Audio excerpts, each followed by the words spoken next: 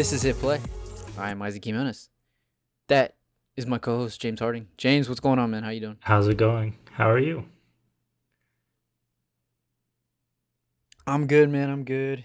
Just hanging in there day by day. Um, You all right? you have a good Father's Day? Yeah. Oh yeah, for sure. Yeah, I'm good. Oh yeah. How was your Good Father's Father's Day? Day. Yeah, cool. How's your dad doing? He's good. He's good. We made steaks. Family came over. The whole shebang. So Nice. it was Nice. a cool day to chill and relax. Did you guys do anything special? I think I had work that day, so Uh, I don't that think I got involved to do me. much. Um, But you know what? You know what though? it's all good. It's all good. Montreal Canadiens are still alive against the Golden Knights, so I think that's all he wanted for Father's Day. Let me tell you. Oh, is your dad a big hockey fan? Oh yeah. Oh yeah. So Nice, he's happy nice. I now. wish I could comment on hockey, but I am not a big hockey fan. So, Nah, don't worry about it. um, but you know what didn't have a good Father's Day? Hmm. Uh, the box office. The Kind box of a slow office. week considering we got a decent amount of movies out. Quiet Place This 2. weekend we had yeah, we had Hitman's Wife's Bodyguard, which was a sequel I don't think anybody asked for. Um, Cruella, excuse me. There you go. Yeah. Um, Conjuring. Can't forget the Conjuring. Conjuring was around, yeah, Conjuring was around. And just looking right here real quick on In the Heights, the Lin-Manuel Oh, Miranda. yeah. That got released to a streaming service, though, and I forgot which one. Was it Paramount Plus? Probably HBO. Oh, HBO. Okay. Yeah, If we're being honest. probably HBO. Doesn't say anything. You know, it's really. Oh yeah, HBO You know what Max. is coming out that's really gonna kick all these other movies? Is Fast 9. Yeah. So that's also why I kind of wanted to start breaking down is because the box office is because this is kind of the first weekend or two weekends where it feels like the box office is open for business. Now I mentioned at the top that it was a very bad Father's Day, and I think Father's Day historically is kind of as far as how movies go. Mm. Um, but I mean, Hitman's Wife Bodyguard opened Father's Day weekend, and it didn't do great. I think it only brought in $11 million, uh, which if you know anything about the biz, $11 million for Opening. a comedy that stars three A-list actors is not Yeah. a good return on investment. So I think we could chalk that one up for a big flop. Um,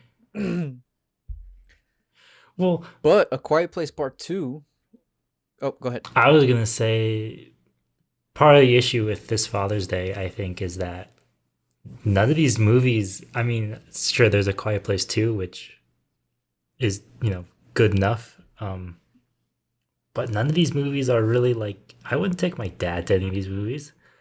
I wouldn't take him to see Cruella or Yeah, Peter Rabbit 2. yeah. Like they were just setting themselves up. They just didn't have anything interesting to see. They should have just released Fast and Furious, last week, and there you go. 9. Yeah. Yeah. And Hitman's Bodyguard. Did you see the first one at I all? didn't even know that it was a series. Yeah, I mean, the first one, I didn't see it, so I can't, give it an honest review, Mm, but it seemed like a cool, like, one-off comedy mm, that a studio will do. yeah. I just, it didn't scream sequel potential to me. And this is obviously me saying it, not seeing the movie, so I'm not giving it like a full objective take on this, but Yeah. I don't know. I just feel like everything needs to be a sequel in universe, Mm, and it's kind of, I think, hopefully, it's starting to backlash a little bit. Obviously we're somewhat still in a pandemic, mhm. we start to reopen everything. So I think people are a little still maybe hesitant to go to the theaters. Um, but I mean, even A Quiet Place Part Two brought home, what was it, 11 million, which is interesting because that's another movie I don't think we needed a sequel for, and yet we got another sequel. Did you see the first one on that one? I didn't see the first Quiet Place 2, or I didn't see the first Quiet Place, no, because Huh. it didn't seem that interesting to me. I heard a lot of good things, but I don't know. Sometimes with horror movies, when they have like really specific gimmicks to it, I also remember there was a horror movie that was about like people were trapped in the dark or something like that, and they couldn't see anything. And so the whole movie. Was this the Sandra Bullock one? No, you're thinking of Record, right? That was no, that was it Bird Box or something like that? Oh, maybe. I don't know. That one I didn't see either because I was like, ah, that seems too much like a gimmick. That's just me Yeah, though. yeah, yeah. That's just me though. But yeah. Okay, so I got the numbers. It Okay. was 9 million last weekend, which is the weekend of the 18th through 20th. So when you guys are listening to this, it'll be 2 weeks 2 weeks ago. from now. We won't have the right numbers. But I thought that was pretty interesting that it only dropped 24% from the previous weekend. It's been in theaters since Memorial Day weekend.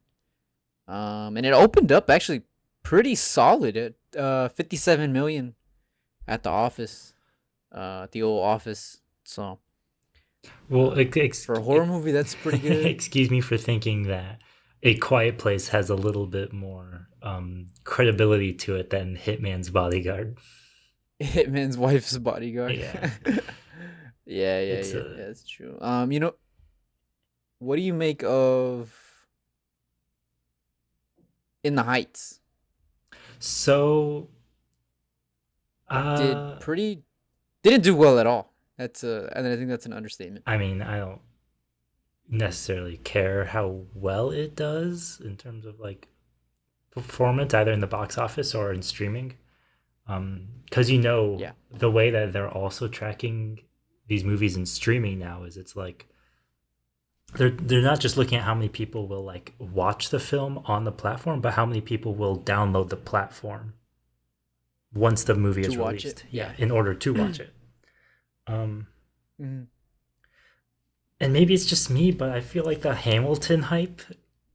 It was one of those things where it was like too popular, and so I like Died down. not that it died down, but like I don't know. Maybe it feels like yeah, it's cashing in on a hype that isn't there anymore. Um, which is not to say that if they had made this closer to when Hamilton was like a big cultural stone, it Mhm. would have been better. More people would have liked it, but I don't know. I don't know. I think it would have because that would have Not been my around the same forte. time that I think it was around the same time that La La Land was out and everybody was in on La La True, Land, right? true. When Hamilton like Yeah, started becoming big and was like in the medium. Um, yeah. So maybe we could have gotten our musical revival, but sadly they waited. yeah. So They 21 waited. million so far worldwide, 19 domestically, which is kind of expected for a musical. Well, I think okay. With the worldwide box office numbers, though, I think we sometimes forget that like America, even though we're not even like halfway to being fully vaccinated, we're still doing better than a lot of other countries. Yeah. So I would take those with a grain of salt. 'Cause Whoa, maybe a lot of worldwide numbers would come from countries like India or China or Brazil, places that you probably shouldn't leave your house if you live there. well, it's funny you mentioned the worldwide because Fast 9 is absolutely killing it at the box office Oh, worldwide, and really? it hasn't even come out yet. It comes out this weekend, well, the weekend that we're recording, so the 25th. Yeah. By the time this comes out, obviously it'll be gone. but it has made $292 million so far in worldwide, and it hasn't even come to the U.S. So that number is probably gonna go up what, like at least Couple two and a hundred half million. times that.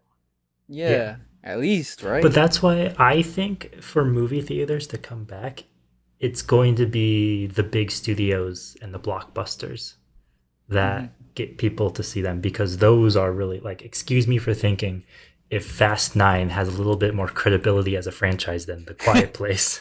But uh, that's just what people want to see, you know. you know what? I'll excuse you. I'll excuse you. In So my it's actually opinion. interesting. Let's see here. Fast 9 will not be on streaming. Oh, it will be on streaming. Uh, Pick after one. it hits 17 days. Sorry, after 17 days in the theaters, you'll be able to rent it Okay. on VOD. So if you Which don't want makes to go sense. watch it That's in what I theaters, you can wait a month or so. I think that's what I had said when I was like, that's probably what people are going to do, is they're going to release them theatrically, and then like a week or so later you'll be able to stream it. But yeah, I think that was also a business model already in place. So I'm not predicting anything. I'm just stating what's obvious. Yeah. So I wonder if that's gonna affect the domestic at all. I feel like it will because I think people are That'd be interesting to so see. in love with the watching movies at home now. Which, Yeah. I've stated my opinion on the matter multiple times. People are obviously entitled to do whatever they want to do. I'm not telling anybody to live their life, how to live their life. But I don't know. This will be an interesting one to keep track of, especially opening day. I would not be Yeah. surprised if it made over. Let's see, because it made 136 worldwide, um, opening weekend. So I wouldn't be surprised if it was like If it eighty matches that. thousand over. Mm. No, I wouldn't. I would be surprised if it. I would be surprised if it matched that, but I wouldn't be surprised if it was like 85, maybe Yeah. 90. Okay. Just because it's coming out on streaming. But I don't know. I'm not a forecaster about box office. I just like looking at numbers and seeing trends in the marketplace. I'm a commentator, not an analyst. So, um, anything at the box office that you surprised you, or any Not other at all. comments or No. The anything? fact that these movies aren't doing very well is not surprising whatsoever. Yeah, yeah, yeah, yeah, yeah. You know, it's And gonna be that's an not interesting just one to because keep of an eye COVID. on, though. What? Um, the Black Widow movie that comes out in beginning of July, I think. Huh. I'm gonna be Yeah, that'll very, be very interesting. interested to see what happens with that one, because I Because I think it's that one not is gonna going to be on be Disney like, Plus, right? are they going to release it at the same time though? Or are they going to like delay it? Because if it's I don't know. released We at the could same probably time, look then it I up. have like no hope for it. Let's see here. Because here's the other issue with that too. Because it's a Black Widow movie, it's not like going to attract people who aren't Marvel fans. Like, because the Yeah, Avengers movies, those attract people who aren't Marvel fans because they're big deals within a big deal, you know? their events. Whereas Yeah, I yeah, feel yeah. like the single character movies only really get the Marvel fans.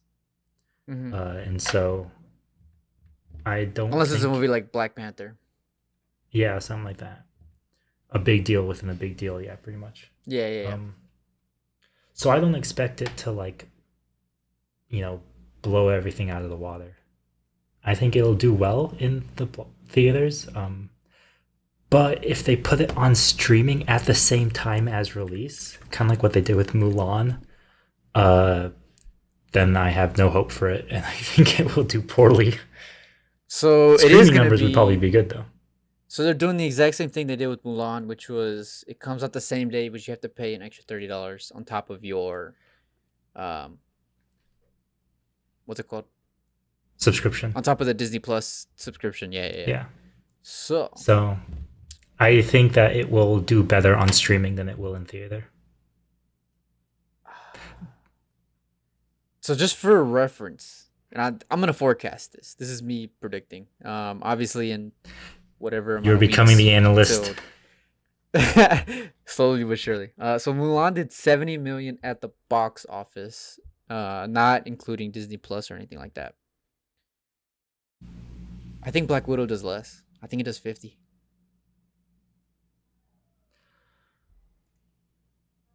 I mean, I don't know how I feel about like a specific number, but I just think it will do less than streaming in general. Yeah, yeah, yeah. That's my thought process too. I don't know. That one's gonna be fun to watch. We'll see how that goes. Are you gonna go see it? No, absolutely Are you not. gonna go see any of I these have no movies? I have no interest in seeing any movies that are out right now in theaters. I didn't hear very good things about A Quiet Place Part 2. Um so I and also I'm not a big fan of unnecessary sequels. I feel like Quiet Place Part Hmm. 1 was more than enough. Um You're not a big fan of yeah, I sequels, don't and know. we Not got this is freaking not my Fast crowd. and Furious 9. So yeah, yeah, which is surprisingly getting worse reviews than every other movie in the franchise, but you know, I think it's just franchise fatigue. Um, Yeah. it's a genre of movie that doesn't do well, particularly at the box office, which What? is our quote unquote spotlight of the day. Teen dramas with coming of age movies. Um, Understandably, yeah. yeah, it's an interesting genre to kind of look back. To me, I'm just gonna say this right off the bat, so that way my biases are very clear. Teen dramas are probably the second most rewatchable movie for me, behind like a good quality war movie. I can Hmm. watch whether it's Daisy Confused, Super Bad, whatever. I can watch those movies nonstop, every day. How do you feel about teen dramas? Do you enjoy them? Do you despise So them? I, this is gonna be an interesting episode for me because um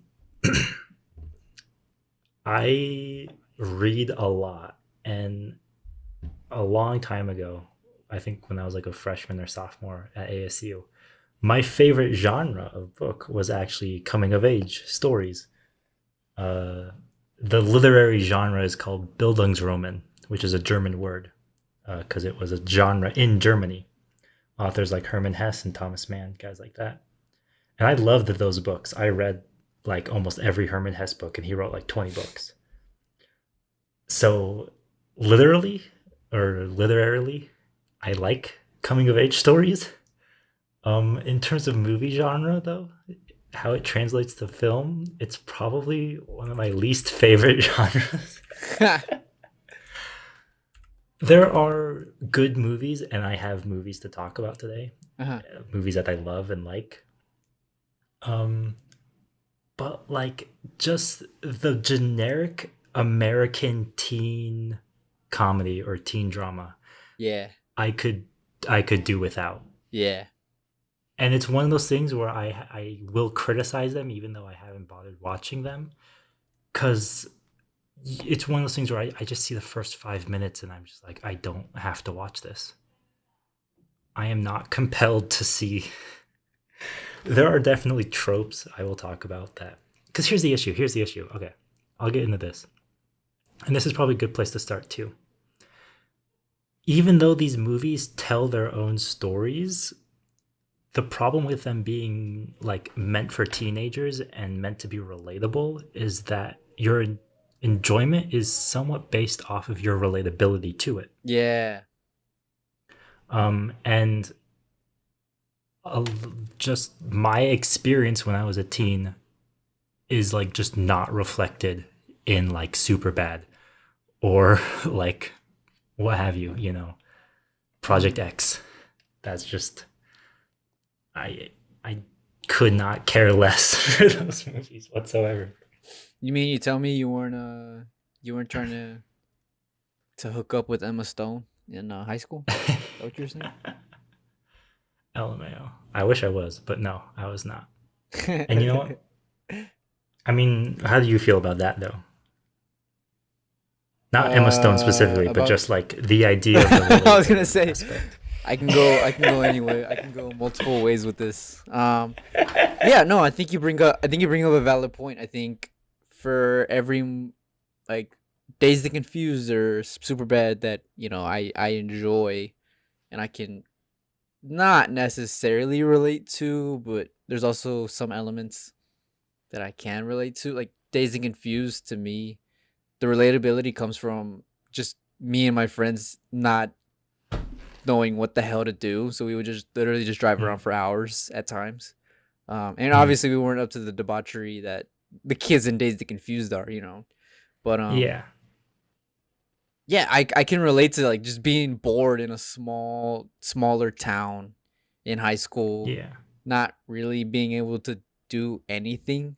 I can relate to that aspect of Days of Confused and Super Bad. Like I can relate to the like trying to hook up with chicks that are way out of my league, or like even just trying to talk to girls in my class, or whatever have you. But then there's also the other aspect of like Perks of Being a Wallflower that's so melodramatic and is Hmm.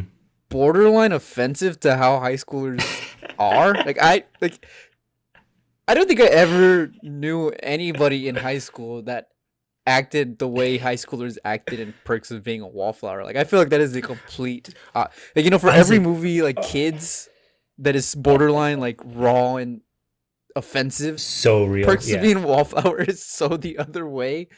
And it's kind of funny to look at and be like, why do so many people like this movie? Like a book is one thing, but a Isaac, movie is just a different thing. Isaac, are you saying that in this moment we are not infinite? What is Like wrong who with you, man? talks like who talks like that? Oh my! I remember watching that movie. I think it was my freshman year in college, and I was just like, "This movie sucks."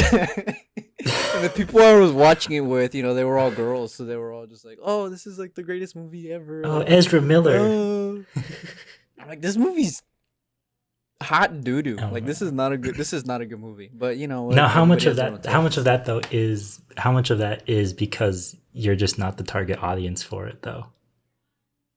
No, that is 100% the thing, and that's why, that's where the relatability comes in, right? Where you were talking about how a lot this genre specifically, Yeah, it is all about how much can you relate to specific characters.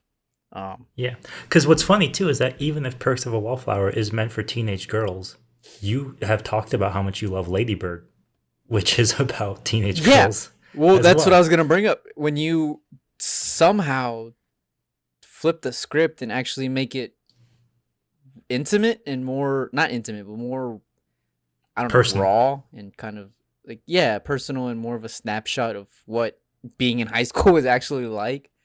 I mean, there's aspects of Lady Bird that I watched and I was like, oh, I remember that part in high school. Mm. But like Perks of Being a Wallflower, the whole movie, I was just like, I have never related to anything whatsoever in this movie.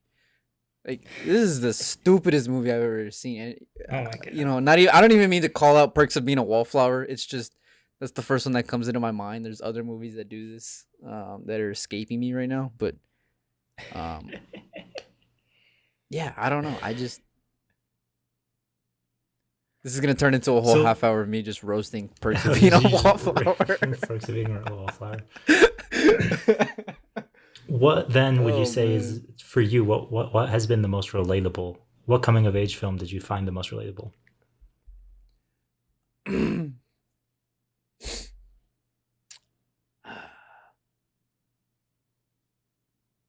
I think it's Days of Confused, man. I really do. I Dazed and think, Confused.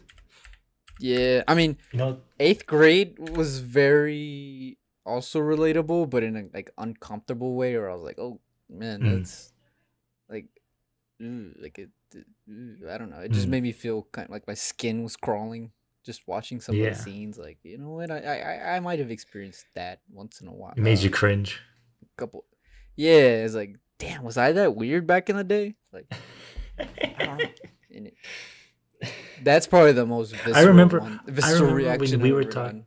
gotten. Yeah, because when we were talking about A24, you said that eighth grade was pretty much like a horror movie for you. Yeah, I thought that was yeah, pretty yeah, funny. more or less, more or less. Yeah, it was. I don't know. It was weird. It was a weird movie. You know what I liked about eighth grade though, um, and this is an issue that is just has to stop. But what I loved about eighth grade was that the middle schoolers in the movie were middle schoolers. It was Yeah, not 18-year-olds and 20-year-olds playing middle schoolers or high yeah, schoolers. They were actually 17-year-olds playing 17-year-olds. yeah. I I wish that's a. appreciated that. I wish that's a trope that would stop. Where Yeah. we have 26-year-olds playing 17-year-olds. It kind of, almost portrays an The CW. unrealistic expect. Yeah, it portrays an Yeah. unrealistic expectation of what a high schooler should look like, and not what they actually look like. Um, Yeah. and I don't know. I don't know. Maybe I think that's why I had such a weird reaction to eighth grade, because the girl was like 14 at the time she was filming it. So it was like, oh man, like that's a heavy stuff to go put an actress through. Um, Yeah, seriously. But yeah, that's a yeah. good movie. I think what I liked about eighth grade the most too, um, I wouldn't even call it realistic, but I'd say that it was like really naturalistic. Hmm. And how I would differentiate that from the realism is that like I don't know, maybe because they were kids and they're not like actors, I guess I would say. It just felt more authentic. Like Hmm. maybe I'm so used to realism in movies, in that movies just look real. Um, special effects look real and stuff like that, that I'm not used to watching a movie where I'm just like, this kind of just feels like you were there with a camera instead of you were actually like shooting a movie. And there were moments in eighth grade, like the whole sequence where she goes to the high school and she meets the girl, the older high school girl who was like super friendly to you. To me, that felt like almost just like real life. It was actually super well acted. Yeah, yeah, yeah. You know, it's another movie that is kind of the grandfather of this genre to a degree. Oh, what is But it it? also has that. It has that that aspect of actors who are actually relatively close to the age that they play. Yeah, Um, American Graffiti, the George Lucas's second feature film, and the one right before Star Wars. Um, yeah, I think Ron yeah. That's Howard kind of was like 19 at the time of filming, or at the time it came out. So even at the time of filming, he was probably like 18, 17. Um, mm. that is another No, I'm film that is curious kind because of, you saw that. You saw American Graffiti. I yeah. haven't seen it yet. But when you Mhm. look at like modern or contemporary coming of age movies, um, how does it compare? Like, It's do you see actually some not. similar tropes or? Yeah, so it's actually not bad. Like it has actually surprisingly aged very well for being a George Lucas 1973 film. Um, it has a lot of the problems that George Lucas it plagues George Lucas's career in Star Mm, Wars. mm, Bad dialogue, characters that are kind of unrealistic to a degree.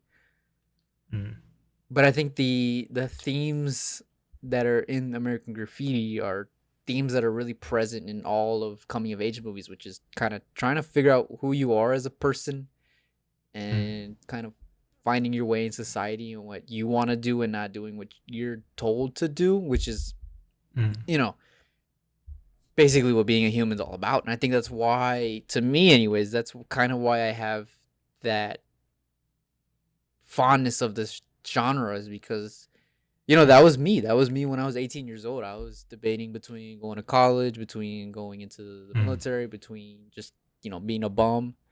Um, and I really didn't know what I wanted to do until like 2 months before the application for ASU was due. And I was like, oh, I gotta fill out applications, and Oh the rest no. is history. But So, what do you that, think I think then that's another of? relatability factor that I get. What do you think about like almost purposely?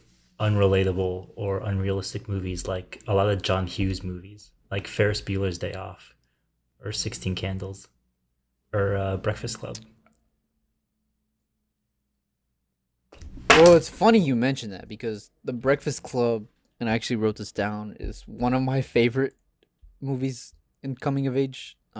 Even though it is Nice. extremely unrealistic, um, it is a very much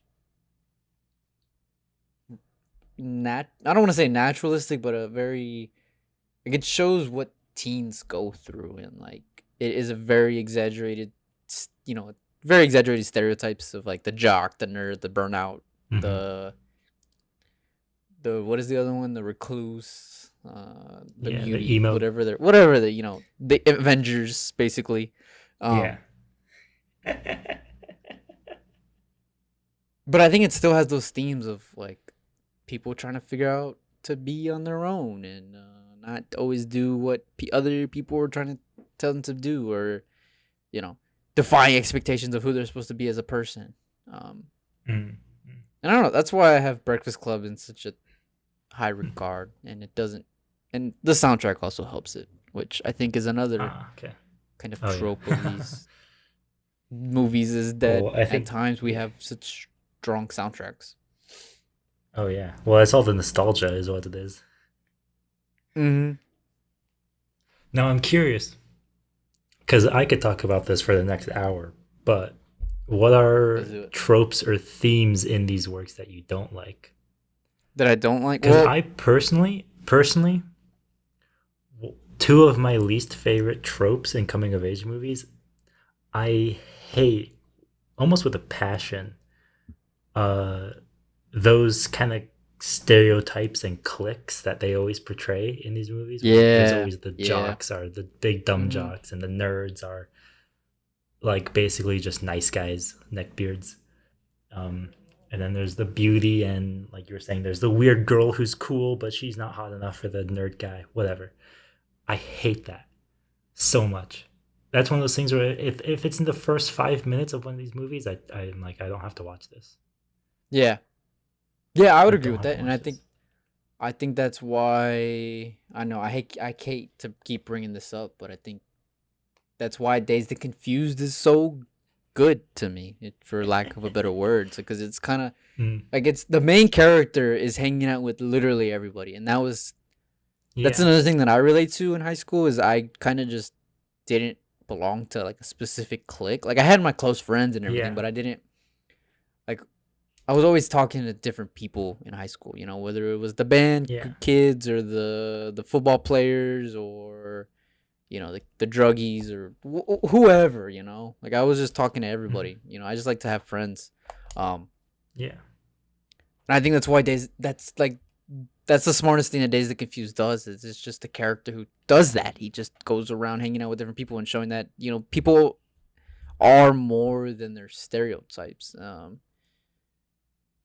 And I think it is most prevalent probably in Breakfast Club, even though I just spent 5 minutes praising it. That is like the most exaggerated Here's the theme thing with that Breakfast Club, though, and this is in that why movie. Breakfast Club is both a good example of the trope done poorly, but also done well, because it's a movie about empathy.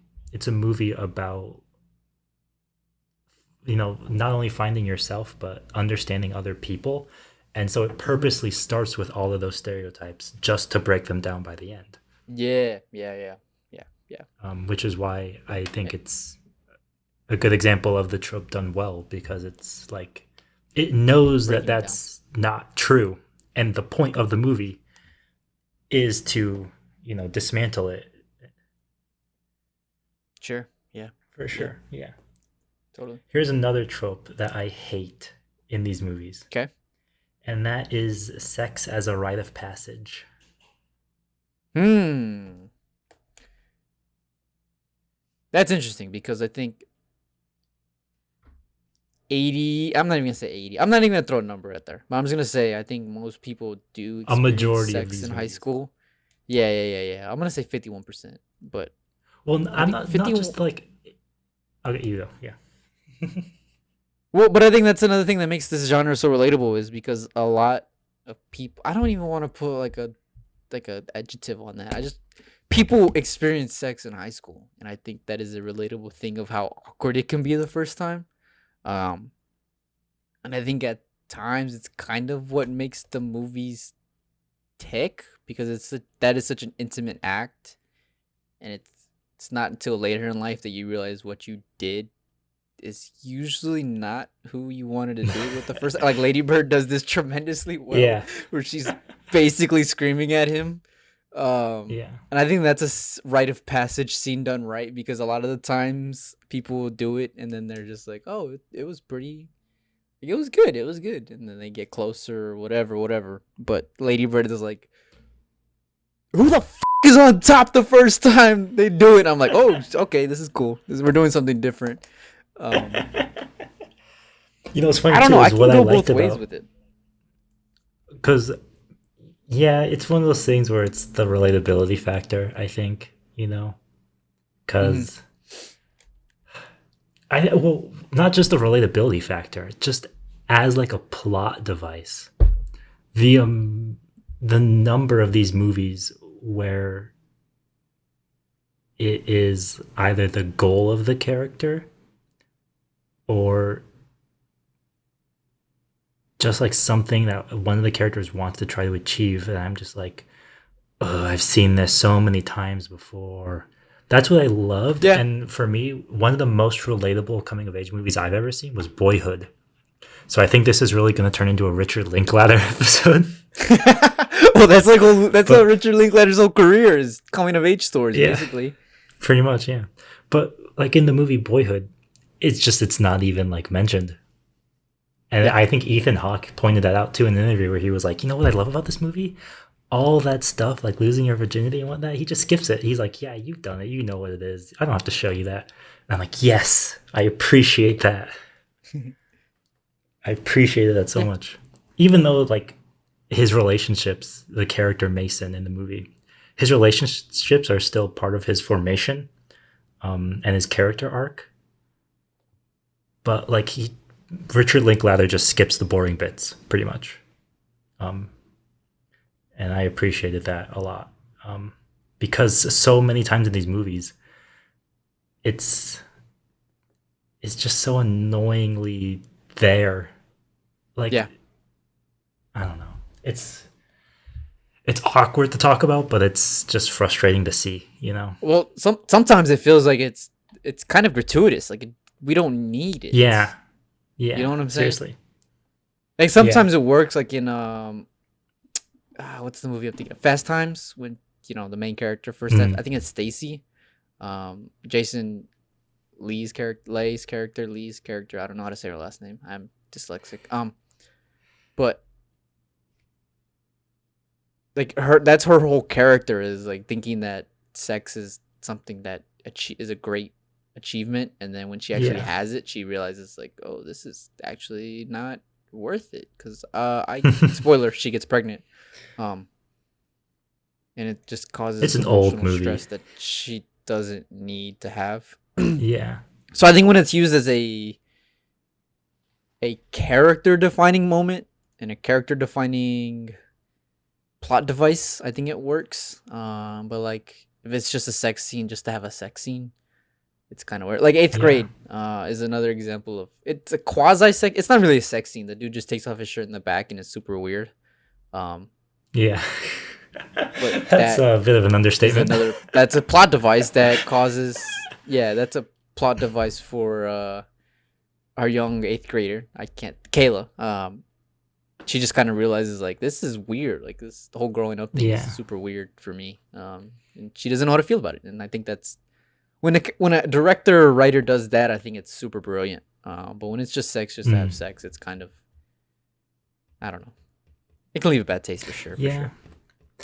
Well, I think also another issue too is that a lot of these characters are like supposed to be the nerdy people, you know, like the weirdos kind of. And oftentimes, and I don't know if you've ever seen this video, There was a YouTube video about what is it called? Like geek masculinity or something like that, or like the perverted geek or something like that, where it's like oftentimes the way that these nerdy characters are portrayed as having sex is that it's like they try, like, people always contrast them with the jock characters. You know, there's the jocks and the nerds, but oftentimes the nerds will approach sex in like just as toxic a way, or they will think about it in just as toxic a way as people think the jocks are doing it. And good examples are like in the movie 16 Candles. There's the kid, the nerdy kid, who was always trying to get with Molly Ringwald. And it's almost like disturbing how like Creepy borderline sexual assault this shit is. Yeah. Just Yeah. like, oh my god. This like, and then he gets away with it at the end. And that's always the big issue too. Is that it's always like, oh, these characters always want to Rewarded. lose their virginity, and then they're almost rewarded for doing it. At least in a lot of these comedies. I mean, I'm just like, this is Well, it's Grease, immature. yeah, Grease is that way too. Grease is one, yeah, true. John Travolta my spends the whole biggest- movie here's trying to my get in. problem. My biggest issue with Grease, and I have always had this issue since I was a freaking kid, when she shows up at the end and she's dressed up like a Yeah. greaser herself, I'm Yeah. like, don't, no, that is the wrong move, girl. Don't do that. What is wrong with you? Well, it's so I weird too hated because that she part. spends the whole movie being like, "You need to know who I am. We're gonna be like a wholesome Yeah. couple. This and that." She even like kind of gives the stink eye to Kaniki's girlfriend. Who's Kaniki's girlfriend? I can't remember her name off the top of my head. Don't expect me to know. Just keep going. Betty. Sorry. Oh, well. It's The gonna most bother me if I don't stereotypical remember. 50s name on earth. Yeah, How could I it's not gonna have bother guessed? me if I don't remember people's name. But yeah, she spends the whole movie like giving stink eye to Betty for Betty being basically the class whore, for lack of a better word. And then at the end, she's just like, "Yeah, I'm in that too. Like, dress me up. Let's go." And I'm like, "What? Like that makes no like." I'm gonna give it a pass because it's a musical. I'll give it somewhat of a pass. That's why you're going to give it a pass? I would give it a pass because it's just a different time period, you know? And I would also give it a pass because it's the 70s. The patriarchy. It was made in the yeah, 70s, that too. but it was set in the 50s, I believe. 50s or 60s. Yeah. 50s. So like different time periods and stuff like that. But I don't know that. Yeah. Yeah, that always bothered me too. Now that you mention it, I'm glad you mentioned that because it's a cool musical number, but it's still like, come on. And it's an iconic look for Olivia Newton-John. But I don't know. Bad character move, I guess. Now, the big issue too is that there are movies that I like where sex is like the point of the movie or almost like the goal. I just feel like the way that these other movies approach it is kind of out of a better place of empathy than some of these comedies. Yeah.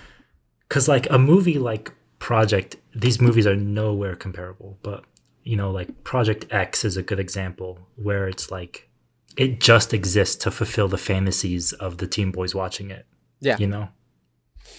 Whereas I feel like there are the best example I can even remotely think of at least heterosexual sexuality in the movie is Y Tu Mamá También by Alfonso Cuarón. I just think that it approaches, it's just more mature about it, That's just what I like about it, though. It's also a good example of a road trip movie as well, which sometimes that and the coming of age movie are kind of linked together. Shout out to Kids. Shout out to Saint Elmo's Fire.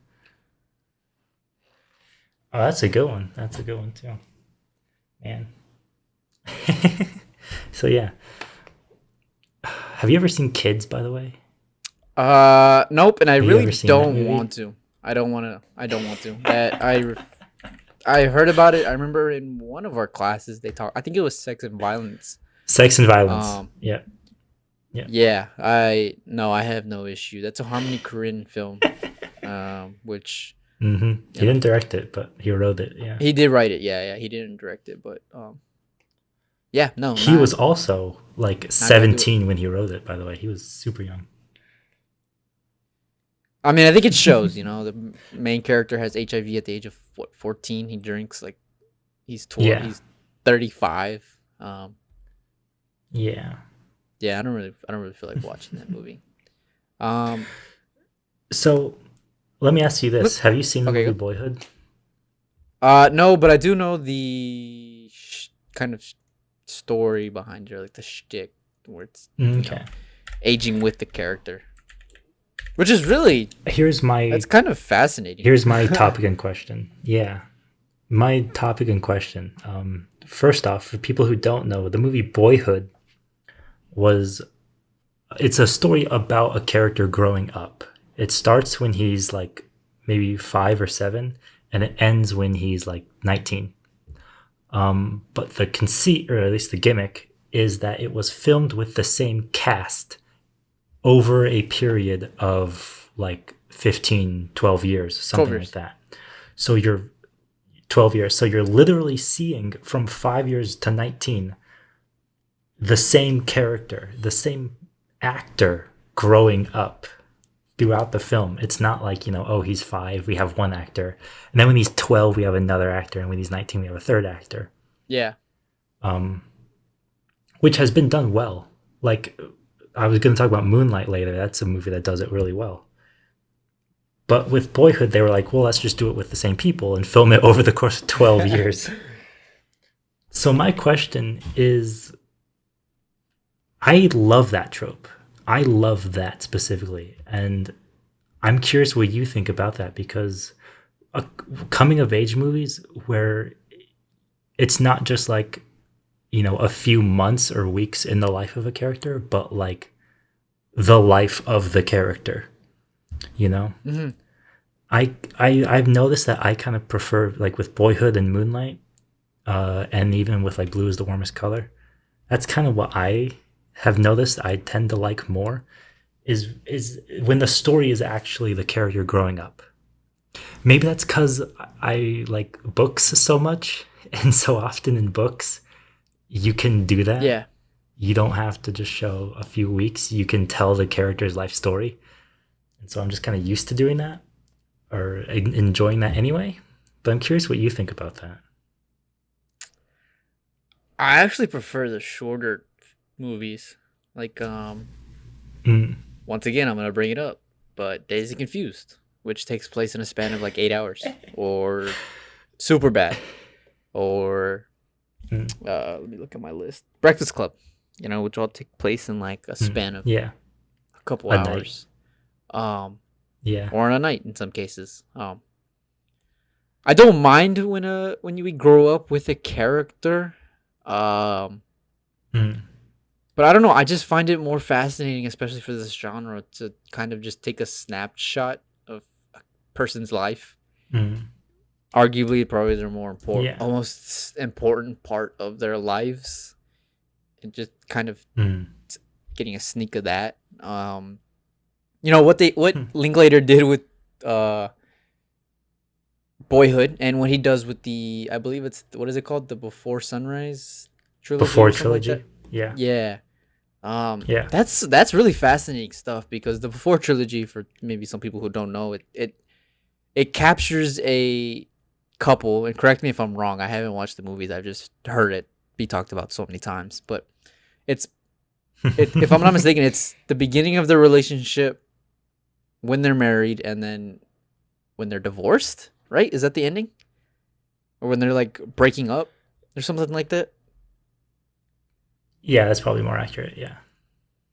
Um No real spoilers. I mean, when you have a trilogy about a relationship in 3 parts, most people can probably figure yeah, beginning, middle, yeah, and yeah. end. But I yeah. don't think I'm spoiling anything too big, because these movies have been out since, well, Before Midnight came out in 2013, but Before Sunrise came out in 1995, so I think I have Yeah, any seriously. way to spoil a little bit. But I think that's really interesting to go 20 years in a snapshot of characters' life, almost 20 years at least, of a snapshot of characters' Yeah. lives, and it's like we said, that's kind of Richard Linklater's whole career is just taking snapshot of people's lives and watching them grow up in front of our Yeah. eyes, and it's kind of cool because Richard Linklater is a really talented director, beyond Dazed and Confused. Yeah.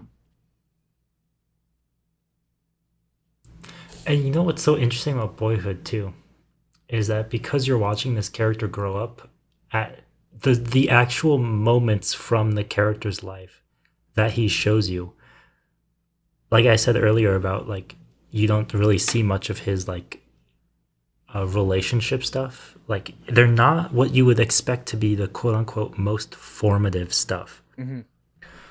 Like for example, the main character is into photography, but we don't see the moment where he falls in love with photography. You know, it's just we skipped ahead a few years and all of a sudden he's like, I love photography now. Yeah. And I think for conventional storytelling wisdom would tell you that is a horrible idea and that you should, if you were going to do a movie like Boyhood, you would have to only show the super formative moments.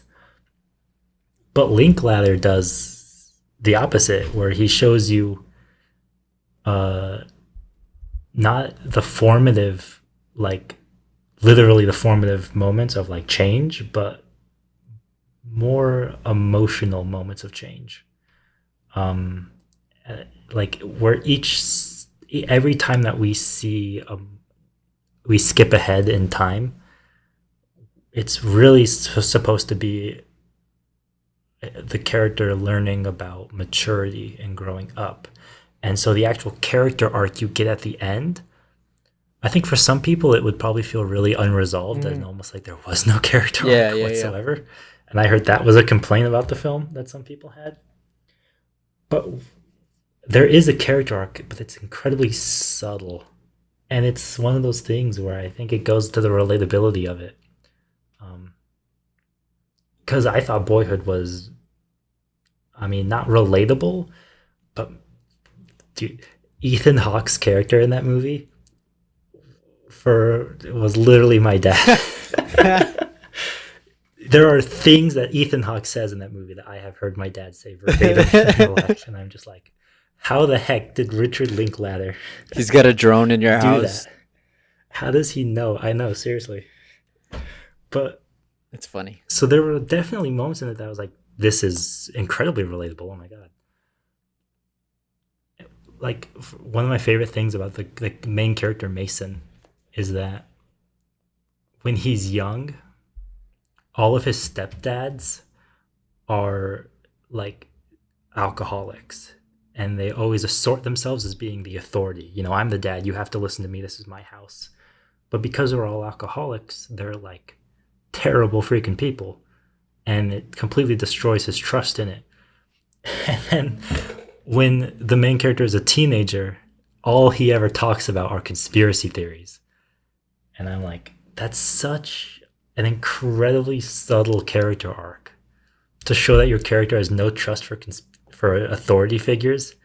You take him from having alcoholic dads to, you know, being a conspiracy theorist all the time. I'm like, and it's those little moments I think that I liked about Boyhood. Was that it was, in a weird way, and I think Richard Linklater would agree with me if I said this because he did it. But I think the point of the movie was that the formative years of your life, or the really formative moments, is just everything. You know, it's like you might think that like having your first kiss is going to be your most formative moment, or your first paycheck, or your first car or something. But really it's just everything, you know? Yeah. It sounds way more deep than it's supposed to be because I don't think movies often take that point of view, and so we don't see it often. Especially because most people would probably say it's boring. Yeah, it is interesting looking at Linklater's career and kind of what he's done. Because Dazed and Confused is pretty much that. It's like, it's not the most formative moment, but it's extremely important. Yeah, and that's, I mean, I like I think, said, that's Linklater's whole career, is taking these important parts of people's lives of seemingly mundane characters, but then you realize there's a lot of depth behind those characters, and it yeah, has a sense of relatability to it, um, that I think people can learn from, which I think isn't something that I kind of like out of this genre, but also don't like at times, is the heavy themes and yeah, messages that seriously. is underneath the narrative. When it's like when it's a very heavy-handed movie, like Perks of Being a Wallflower. um, I think the the themes can be kind of eye rolling, and kind of cringe inducing of how heavy handed they are. Yeah. Um, Hmm. but for a movie like Dazed and Confused, or even like Fast Times, or I'll talk about uh, another movie. Eighth Grade Super is a Bad good or something. example because what I Eighth loved Grade, about yeah, Eighth Grade was how the movie willingly admitted that it was incredibly low stakes. That there was almost no, there was conflict, but there wasn't like the moral to be learned wasn't like something the character didn't already know. She yeah, already knew everything that she learned by the end of the film. uh-huh. And I think that's what was so smart about it was that it was like, yeah, you're just in middle school. You're not supposed to be learning that we are infinite and the universe is blah blah blah blah blah. It's like you're just learning how to get by each day, and that's it. And I'm like, yeah, I really appreciated that about eighth grade. How it was like there kind of is no problem here. You're just yeah. There's issues, and some people need to be arrested if they take off their or shirt in the back of yeah, their yeah, car for with lack you. of better, Yeah, putting it lightly. arrested or shot in the street. But Yeah, yeah, yeah, yeah, yeah, yeah. um, uh, Let me ask you about a but in movie terms that. of the Oh, go ahead. lesson, Sorry. oh yeah, you go. No, no, no. Okay, Go ahead. in Finish. terms Finish. of the Finish. lesson, the moral that she learns at the end. Yeah, I'm doing that. Dude, us doing this with a lag delay on Discord is like Pretty so bad. ridiculous. I know, seriously. People probably think that we like interrupt each other On all the time. purpose, like we're trying to one up each other. Yeah, I I know, promise seriously. we're on good terms, guys. We just technical difficulties from time to time. We're just on two different time Yeah. zones. So, yeah, the actual lesson that she learns is like that she already knew everything. And I thought that that was such an incredibly. I hate to say that it's unique because I don't know, that's the kind of thing that you learn in real life. But in a weird way, it really is unique to that kind of genre. Yeah. I'm gonna ask you about a movie that is also heavy-handed in its themes, but it actually does it super duper well. Well, Um, what is it? Dead Poet Society. Robin Williams. Okay, so with that movie, that was one of those films where I heard the criticism about it being heavy handed first before I saw it. Yes. Yes. Because before I ever saw it, it was like, oh, it's one of those films where everyone loves it, but he freaking shoots himself at the end, and you're just like, really? You roll your eyes, like it's so melodramatic. And then when I watched it, and I was kind of like,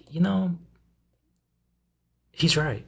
It is melodramatic and over the top, but in a weird way, it's not like Perks of Being the Wallflower, where it's taking itself seriously, Mm-hmm. where it's super melodramatic and it's over the top. Because when you're a teenager, here's the weird. Okay, this is gonna sound totally weird, but hear me out. When you're a teenager, you take yourself seriously. Oh yeah. And you are over dramatic and you're melodramatic about Yeah. everything because you take everything seriously. Perks of Being the Wallflower comes across as cringy because it's taking the melodramatic characters really just as seriously as they take themselves. Mm-hmm. Whereas I think a movie like Dead Poet Society, despite the ending, and even like eighth grade, what I loved about Eighth Grade was that it had melodramatic characters, but the film itself viewed it through the eyes of an adult who knows you're just It's not young, the end of the world. you know? Yeah. Yeah, yeah, yeah. Even though it's literally the end of his world, you know, at the end of Dead Poet Society, he ceased to exist. Unfortunately for that guy. Yeah. And in a weird way, I think that's kind of the movie's like that scene shouldn't happen, but I think it happens because it's kind of the movie like turns to the audience. You know, it's like I imagine when Peter Weir, or however the hell you pronounce his last name, Yeah, that guy. Peter Weir, yeah, him, the Truman Show guy. When he was reading the script, or if he wrote it when he was writing it, I guarantee you when he got to that scene, it was like The Office, when, you know, they look at the camera and he was like, okay, you want to be a melodramatic teenager? Well, then just shoot yourself then. That's a weird It's a good movie. movie, what do you think about it? Because, well, I actually really love that movie, and I think it's weird because it's kind of popular to hate it now. Yeah, he's like, oh, Dead Poet Society, really? You like that movie?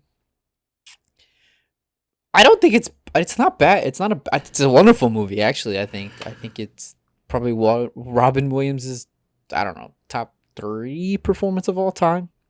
Dude, I'm telling you, man, comedians in dramatic roles, they 100% of the time, they knock it out of the Yeah. park. Yeah. And this is, obviously we can say now that Robin Williams knocks it out of the park in dramatic roles because we've seen his career, but at the time it was kind of a big step for him because I believe, if I'm not mistaken, he was still on the stand-up scene when he decided to take this role. So it's kind of cool to see Robin Williams like that payoff for him. But that's an aside. Branch out. Yeah. Yeah, I don't know. This movie.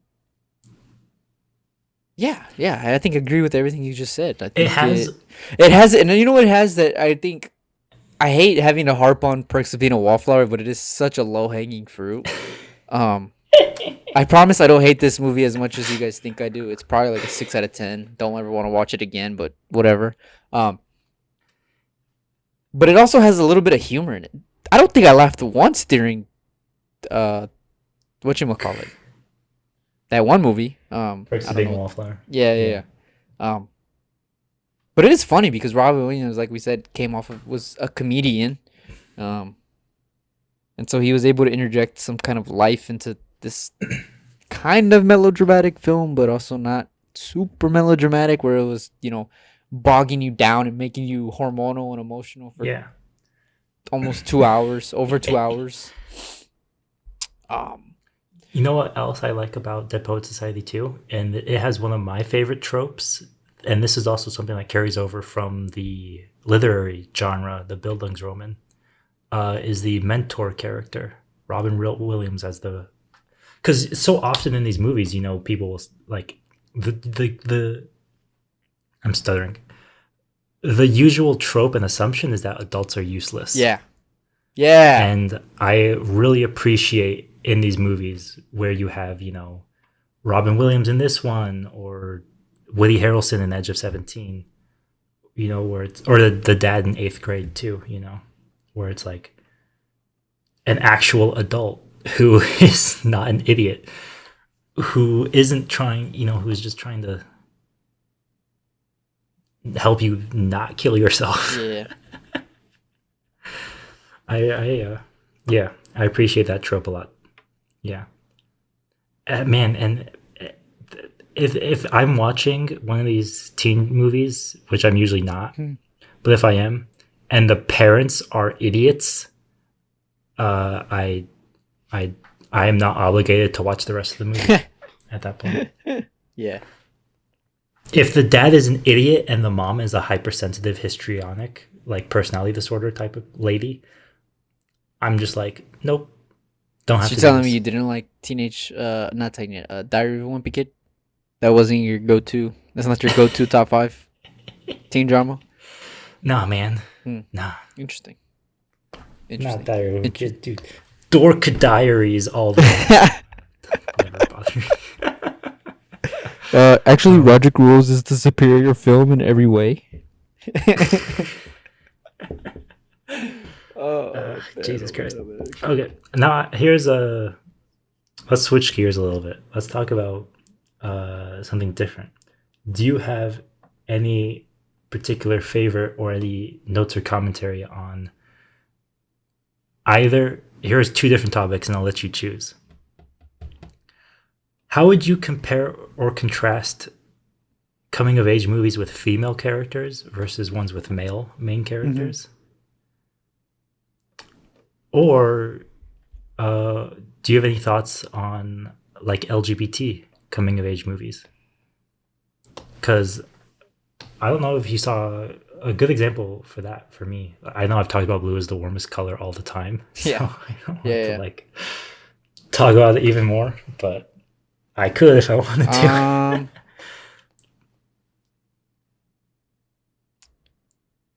Let's touch difference between male and female characters or male or female led movies. Just because I haven't seen that many Because what I've LGBTQ noticed, coming of mm, age. what I've noticed with you is that you have really liked Dazed and Confused. coming of age movies with female characters, not just Days and Confused, but just ones with female main characters. You've talked about how much you like Lady Yeah, Bird and Eighth yeah, Grade and Edge of yeah. 17 and Bookish. Booksmart. Booksmart, is that That's what it's yeah. called? I thought it was Bookish. That's my You see, I movie, didn't man. bother watching it because I I like thought that it was movie. going to be bad. It's basically super bad beat for beat, but it's a good.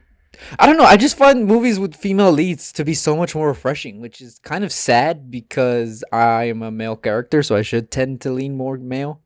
Um, as a heterosexual straight male, They I should be more should be more relatable. related Yeah. to the male Yeah. characters, and I mean I am. I'm not saying like these female characters are my queens or anything like that. Like I'm not gonna go that far, but like I don't know. I find it super refreshing to get Jesus. another because I'm not sitting here talking to every woman I meet, right? Like, hey, so what was it like the first time you had Like, hey, sex? I've Like seen that's Perks of just a not Wallflower. Yeah. that's just not a thing I do. Um, and Do so you I feel like with a female main character, do you feel like if they're writing female main characters, they feel like they can be more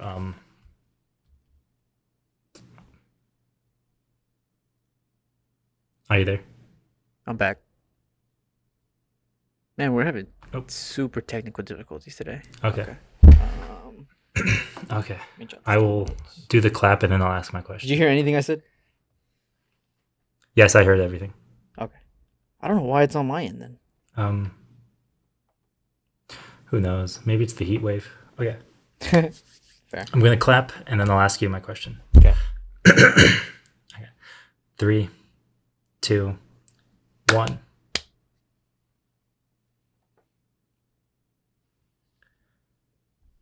So with a female main character, because I feel like society expects women to be more emotionally vulnerable. So in these films, do you find that the part of the reason why they're refreshing is because they try to live up to that expectation and they're more emotive, whereas in a lot of the male main characters, it's like it's just about going to parties and it's just about having sex. And there's almost not much emotional availability or emotional growth in the characters. Yeah, I think so. I think, yeah, I think so. I think, it's kind of cool to see characters who are teenagers kind of go through the same ordeals that, I did or someone I know did. Whether that's, in Booksmart, they're squares trying to become party animals. Um, not to the Story of degree, your life. yeah, not to the degree that they go in super bad or anything, but I think I can relate to Which both would probably Superbad be a big and difference is the Booksmart. assumption that like you said, part of the big difference is almost like the part like I would say that I'm gathering my thoughts, by the way. This is why I'm No, starting you're and good. You're stopping. good. You're good. They're like in Superbad or with the male main character, they can go too far, you Yeah. know?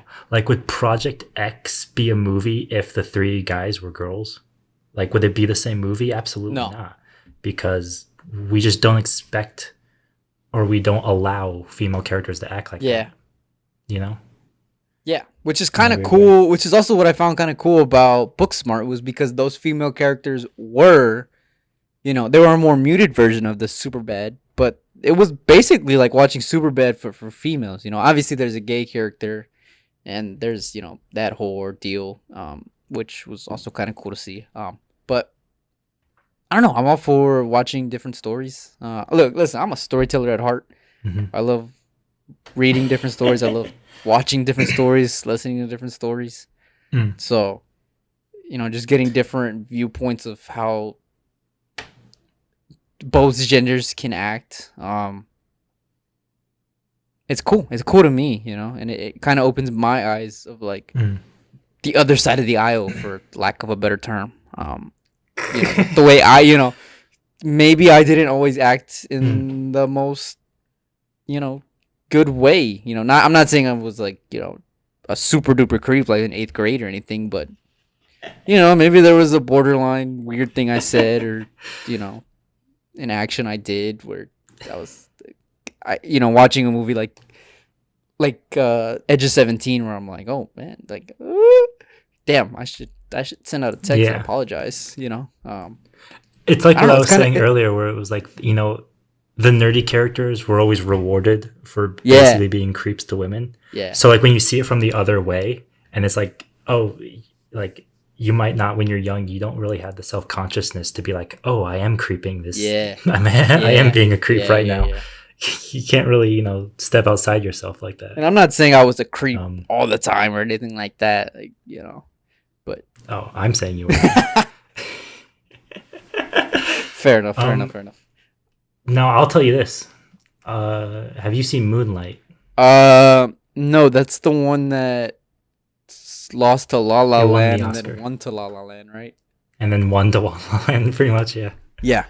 That to me is a perfect example of and it makes sense why it won, because we don't really get stories where the male main character is emotionally vulnerable, at least to the extent that he is in Moonlight, which is so interesting because I think a lot of people will say that it's a movie, like it got sold, at least to me. Part of why I think so many people talked about it was, oh, it's an LGBT movie, Yeah, LGBTQ yeah. movie. And when I watched it, I was like, no, this is, at least to me, this was a movie about masculinity and how. So this might be a spoiler. I would still recommend watching it, but I'm going to talk about the story of the movie. Feel free to mute me, Isaac, if you want to. But I'm not. I don't mind. when the main character, because a lot of the film is about the main character, like it's not just about him being comfortable with being gay. It's about him being comfortable expressing that, because he transforms himself into the hyper masculine, the emotionally unavailable, the I don't care about you, mom, because blah blah blah blah, and then he learns, he has to relearn how to be vulnerable again. He starts out vulnerable, gets beaten up in school, and basically has his life taken away from him. And then he's like, okay, well, now I'm going to be hard. I'm going to be the man. It doesn't matter that I'm gay. That can be pushed aside because I have to be strong. Everyone wants me to be strong, and I'm going to be that. And then realizing, well, all I did was, become what the very thing I sought to destroy, and having to learn how to be vulnerable again. Man, my thoughts on this film were way more coherent in my head before I started talking. You're good, man. Keep going. And I think also with Moonlight too is it also has good commentary on how the black community reacts to the LGBTQ characters. Because I don't think that's a good example of a coming of age movie across race.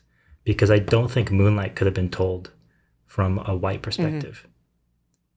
Because then it probably would have been about like religion or something like that, you know. Sure. Whereas in the black community, LGBTQ people are often ostracized because the expectation is to be hyper masculine, you know, to be protective or what have you. At least societally, no individual probably thinks that way, but societally, collectively, and I think Moonlight deals with that very well as well because he recreates those hyper masculine stereotypes just to realize that it's toxic. It's not healthy for him. And more so than being accepted by everyone else, he just wants to be accepted by himself. And he spent so long rejecting that he has to actually like be hugged again. Which I think for some Yeah. guys is like almost not like an effeminate thing, but you know, just letting yourself just, you know, be held by someone else. I don't know. I really liked Moonlight. It totally makes sense that it won. Um, Especially when you compare it to La La Land, which is like emotionally the exact opposite of Moonlight.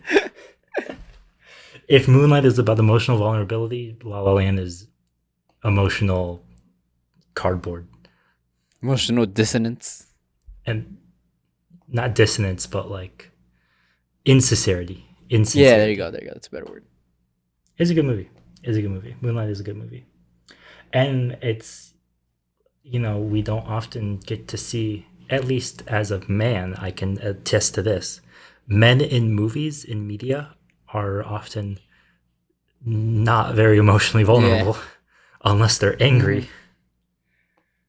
But, you know, that's just whether life is imitating art or art is imitating life, who knows? And that was one of the things about Boyhood too that I really liked was how Ethan Hawke's character um, develops over time. And he starts out, he's like, you know, I want to be the rock star, and then by the end of the movie, he's like, I just, you know, didn't want to be dead by 30. I wanted to, you know, have a normal life. And I was like, that's you don't often see adult characters, you know, getting to grow up just as much as the kids. And I think Boyhood showed that as well. Let me ask you this. Yeah. So we've talked about with coming of age teen dramas, there's usually they fall in one of two categories. They are either super heavy handed Mhm. in their drama or they are comedies. And you have occasional movies Yeah. that blend the two, or they have elements of one another. But for the most part, they usually fall in one of two categories. Those two categories, excuse me. Hmm. Yeah. Which do you lean upon? We The kind drama. of you lean towards the more okay. Because I think I Yeah. would lean more Because towards. Oh, go ahead. comedies. Yeah, I think with the problem with the comedies too is that I just those tropes that I hate are just way too prevalent in them. yeah. No, and that's what, that's super fair. Every comedy has the clicks. I mean, it's President Damn. Mean Yeah. Girls is all about clicks. So I get what you're Mean Girls saying. is still a good movie, but yeah, it's yeah. And you know what I have seen, at least as I've been thinking about this topic too, is that the movies, the coming of age movies that I like, there's not much, but the ones that I do like, I find they just don't have those things. And I think that's why I just hate those tropes so much. Yeah. Like I think eighth grade is probably like Y tu mamá también, Moonlight, and Boyhood. They don't really have those tropes that much. Um, Eighth grade probably comes the closest to it, eighth grade is probably the closest to having the the high school cliques and stuff like Hmm. that. Um, but I mean, it's probably the most realistic portrayal of that. Yeah. It doesn't even try to deconstruct them. It's just like it portrays them not as segregated as I think a lot of other movies do. But what about you? Why don't you like the dramas though? Is it because they're It's too heavy no, it's handed? not that I don't like the dramas. I just think in terms of pure rewatchability and memorability, I think I lean more towards comedies. Like Superbad, I can watch Superbad all the effing time. Like, I can Dazed and Confused is the same. Fast Times at Ridgemont High, I can watch those movies Mm. almost every day and not get bored of them. Um, and at times the dramatic ones just kind of leave you a little. I don't know. They Sad. leave me sad, yeah. Or just feeling like with eighth grade, super. My skin is crawling or something, and Uneasy. Yeah. yeah, and I appreciate that on a first watch and a second watch. But as far as like being able to rewatch them unlimited times, I don't know. Mm. To me, a movie has to be Mm. rewatchable in order for me to like, truly, truly appreciate it. And those movies Really? don't Because typically. I don't rewatch movies. Interesting. And you call yourself a film major? No, I'm kidding. I'm I kidding. mean, there are exceptions. I've probably seen, A New Hope multiple times. I've Yeah, seen yeah. Star Wars movies multiple times. But for some reason, yeah, I think for me it's the opposite. It's like I feel like seeing the movie the one time and grasping, I don't know, the experience of seeing it for the first time is really what matters the most to me, I think. uh yeah, I feel like we have different viewing Um habits. Like I it's feel yeah. that you go a million miles wide and not as deep, whereas I go a million miles deep but not as wide. Cause like you're Oh, you what'd you say it was? It's a mile wide and an inch deep. I remember that. You yeah, said yeah, that there one you go. time. A million. You go a mile wide, an inch deep. I go an inch deep or an inch wide, a mile deep. Cause like I rewatch Mm. probably the same 150 movies, whereas you probably are like in the Mm. 300s, 400s. Um, not to say that either of our ways are wrong or right. It's just how people enjoy movies. I don't know why I do it though. I'm the Yeah. same with books. I have Yeah. never reread a book. Interest. That's weird too because a Um, book. I mean, I don't know how many damn times I've reread Harry Potter and the Percy Jackson series. At least more than on a hand. At least 5 times. Um. Yeah. As an aside, it Who kind of knows? surprised me when we talked about last week, I think, or 2 weeks ago. Sorry. When we were talking about Apocalypse Now, and you were like, "Oh yeah, I watched this movie 4 years ago." I was like, "What? You didn't rewatch it anytime recently? Like, that's crazy." And it's still one of your favorite movies of all time. Yeah, man. It's like, man, you remember everything about those Dude, like I movies. said, I could probably quote that movie scene for scene, man. That's crazy. That's crazy. Well, I guess it's speaking specifically to Apocalypse Now, it just left an impression. Yeah. No, that's That's yeah. probably really what it I is. felt the same way. You know. No, okay. I have rewatched, n- excluding movies I've seen with my family, like the Star Wars and Harry Potter stuff. Sure. On my own, I have rewatched one movie, and that was There Will Be Blood. I That's remember a good movie to rewatch, though. because that was one of those movies where afterwards I was like, okay, I have to see this again. Yeah. Yeah. That's Hold it. up. That's I like my movies to take me on experiences. That is an experience. I think I watched Yeah. that movie in a Hey. weekend, probably like 5 times.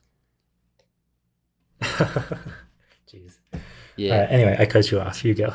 No, you're good. Let's just kind of wrap this up and go back to teen dramas. I do have one question for you, or not a question, but Okay, a go. statement, and not a statement. I wanted to see what you thought of it. Um, Okay. I guess I'll pose this as a question. I don't know what I'm doing. I've been awake so many hours right now. I'm kind of going on last fumes. Would you say that this genre is more of a time capsule of the era that they're made and produced than any other genre? Yes, but it depends on the movie. I don't think it's a genre thing because there are examples like American Graffiti or Dazed and Confused or even Boyhood where like you watch it and you're just like, at least with Boyhood, because they're basically the same age as me. I Hmm. remember watching it and being like, I remember those computers and I remember those songs and those bands. And Yeah. I'm sure people, Gen Xers who watch Dazed and Confused feel the same way. But then there are, movies like I'm sure Super Bad, not exactly the best time capsule of, that era. Because it's more so trying to tell a story than it is trying to capture emotions. And the movies that just focus on the emotions, um, like Dazed and Confused and Hmm. Boyhood, I think are better examples. Um, I remember in Moonlight, the movie opens with a song that was used in Wesley's Theory by Kendrick Lamar. And then I remember being like, hold on, that album came out in like 2016 or so, or 2015 maybe. But then the movie is like 10 years, like the character ages into like his 20s by the end. So, like, Was what everywhere. day and time? And I was like, oh, it's probably just the original sample. It's not Kendrick Lamar's song. I was like, hold up. They got you. Is this a It's mistake? funny. They got me. Okay. What about you, though? Because I'm not like, personally, I'm not a very nostalgic Uh huh. person. Um, so when I experience, like, I remember watching Boyhood and being like, oh my god, I like rolling my eyes and cringing. I'm like, yes, I remember those Apple computers and the Game Boy and all that stuff. Yeah. Yeah. Yeah. Yeah. I was like, oh my god, I never thought about that like in years. But how do you feel about that stuff? Well, I feel like they're more time capsule Did of you that era of do you filmmaking get that they nostalgic? come from. Do you get nostalgic for the 80s or 90s when you watch Dazed and Confused? Yeah. Yeah. I'm like, damn, those 2 years in the You get '90s. nostalgic for times you weren't alive The, for? the two Yeah. years in the '90s were the best 2 years of my life. But no, I think they're more time capsules for the era of filmmaking than more so the era that they're trying to portray. Um, Because Obviously, in a there's the weird way, when you're talking about the growth of a character, what type of things will be formative for somebody depends on the time period that they're growing up in. yeah, yeah, yeah, yeah, yeah, So, and and that's it's what's interesting about the movie like Boyhood, because Boyhood is filmed over so many years. It's like it's multiple not things. reflective really of those. Yeah, it manages to be cohesive without like oh, you can tell that this part is like reflective of the 90s and this is reflective of the whatever.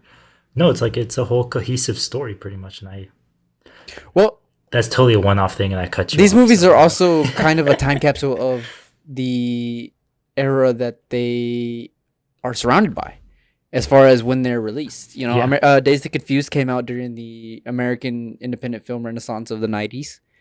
Um, very wordy, but yes, Lady Bird has the what? What you say? it's a very wordy title. Yeah. Well, American film renaissance of the 90s. Yeah, the but renaissance of American independent film. There you go. Sorry, of the '90s. okay, there you Sorry, I'm again go. Lady been up Bird. a while. Lady Bird came out in this era of kind of more naturalistic, sensitive, emotional dramas that I think were present, but the Lady Bird is in a genre that is more, it feels more toned down compared to like the '80s with 16 Candles or what's the other John Hughes movie I'm thinking of? Not Breakfast Club. Ferris Ferris Bueller, Bueller. right? Where they're super dramatic at times and borderline unrealistic.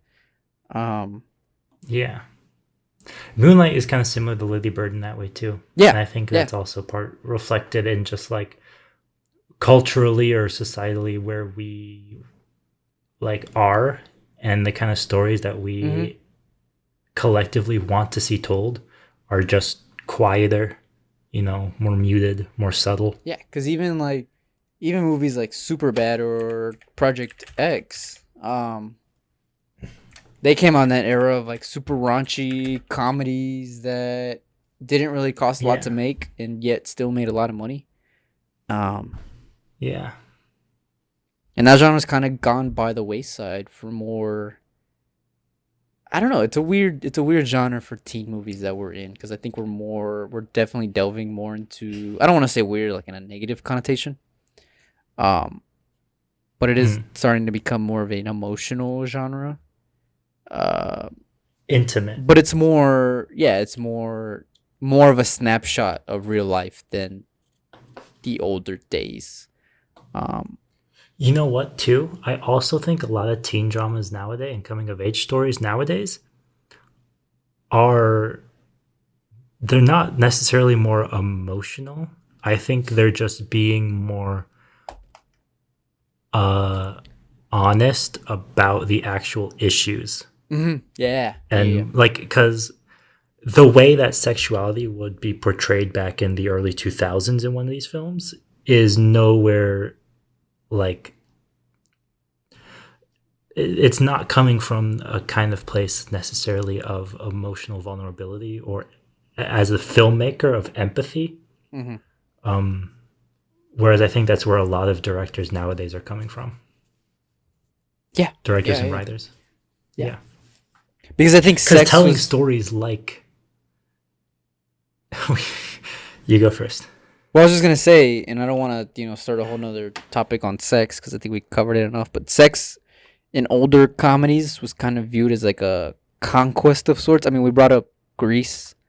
The rite of passage. Yeah, Yeah. it's like a conquest, and it feels like in these newer films that are coming out, um, sex is super awkward, and I don't think people realize it until they get older, which is what I think Greta Mhm. Gerwig is uh trying to do in Lady Bird. But what were you gonna say? I forgot. Dang it, I'm sorry. No, don't worry. Oh, maybe I was gonna say that like a movie like Moonlight, 100% could not have been made, um, like in the 2000s at all, No, not at because all. I think where we were in the 2000s was that a lot of those themes, like you couldn't be emotionally vulnerable as a male character, Yeah.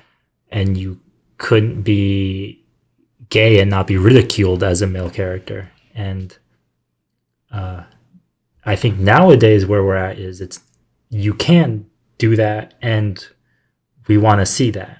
We want that story told. Yeah. Um, there's no point to this. I'm just saying it. No, no, no. I pick up what you're putting down. Yeah, yeah, I got you, man. I got you. Um. So yeah. yeah. Do you And have that's any last thoughts? no. Any No. recommendations for the audience? Um. Have I seen anything the past week since we've talked? Um. Or any Formula coming of One. age movies If to you're watching, if recommend? you're watching Formula One, get into Formula One. Get in the To make Formula it. One. It's Yeah, gonna be a they're good going to year. be Austria this weekend. Yeah. Yeah. For the next. Well, I guess when this comes out, it'll be the weekend before and the weekend after, or the weekend of. Oh, yeah, true. Yeah. Yeah. If you're watching this in the future and they have raced in Austria, uh, yeah, woo, let's go Verstappen. I can't believe he won. Okay. I'm just a, I think we're gonna save a Formula One talk for oh, later when we get a little break in the action because it's been a lot, and the way our yeah. schedule No. works out is it kind of makes it hard to talk about current events. Yeah, seriously. Just because of the way everything works out with We between release us these. too. So if you're Yeah. tuning in for a Formula One, sorry, you're gonna have to wait another week. Wait. Yeah. But no, I have no. I think I've spoken about every film that I've mentioned today, with the exception of Perks of Being a Wallflower. Don't watch Perks of Being a Wallflower, um, unless you like super dramatic, Wait. emotional high school 16-year-olds. Then by all means, watch that movie. Then don't watch Perks of the Wallflower. Go watch Twilight. That's another coming of age movie that I'm glad we didn't talk about today. Dang it, we just missed out. Sorry, producer's telling us we gotta go, guys. No, I'm just kidding. Yeah, as far as recommendations go, every movie that I mentioned is what I recommend because those are some of, if not the best in the genre, and there's such a wide variety of yeah. Any recommendations from Almost every movie could really be a coming of age movie. Any recommendations? If you want a melodramatic, whiny coming of age movie meant for teenage girls, watch Me, Earl, and the Dying Girl. That's my recommendation. It's another well-known movie. Yeah. Same cinematographer who did Old Boy, Interesting. the Korean movie. The Korean version or the American version? Because if it's the Korean version, I'm not The gonna. I mean, in the Korean American Old Boy. version, I'm not gonna bother.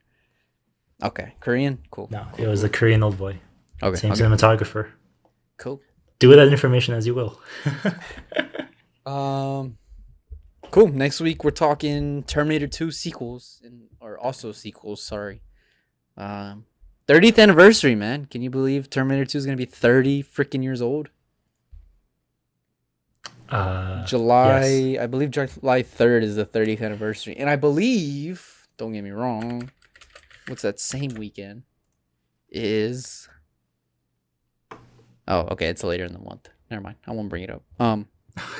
Cut that out, Tim. Yeah, so Terminator 2. We're talking Terminator 2 and some of our favorite sequels next week. Whoop, whoop. So make sure to subscribe. James, any last words to the people before I give our outro? No. Cool. All right. Well, hope you enjoyed this episode, ladies and gentlemen. As you can tell, we love doing this. This is our favorite thing to do during the week. James, always good talking to you, man. Make sure to subscribe to our Facebook, our YouTube. Like us on Facebook. Follow us on Instagram. Go give us some likes on Instagram, man. We want to get some followers up. Yeah, I put a lot of work into the Instagram. We do put a lot of work. Took me a whole 15 minutes to set up that account. But yeah, that's it for us this week. This was Hit Play. And turn the lights off on your way out the room. Y'all have a wonderful night.